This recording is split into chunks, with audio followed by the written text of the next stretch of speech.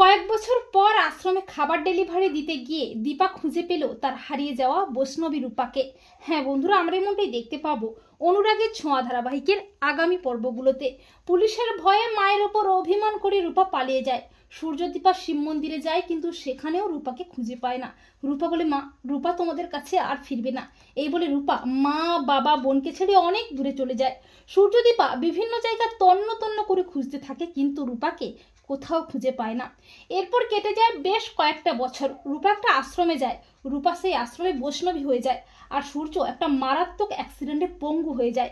এরপর আসে দোল উৎসব। দোল উৎসবে আশ্রম থেকে খাবারের অর্ডার আসে দীপার কাছে, যে আশ্রমে রূপা থাকে। দীপা নিজের হাতে সমস্ত রান্নাবান্না করে অর্ডারের জন্য।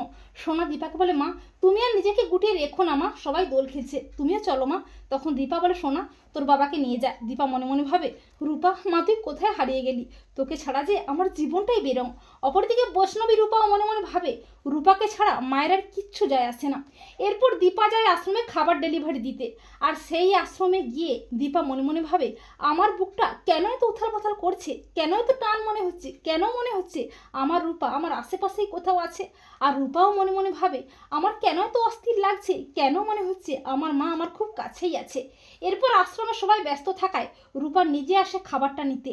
রূপা আচমকা দীপাকে দেখে চমকে ওঠে। এত বছর পর মাকে দেখে রূপার খুব কষ্ট হয়। রূপা মনে মনে হয়, মা এসেছে, কত বছর পর মাকে দেখছি, কিন্তু আমি কি করে মায়ের কাছে যাব? মা যে আমাকে খুনি মনে করে। রূপা নিজেকে সামলাতে না পেরে কাতর কণ্ঠে মা বলে ডেকে ওঠে। রূপার গলায় মা ডাক শুনে চমকে ওঠে দীপা।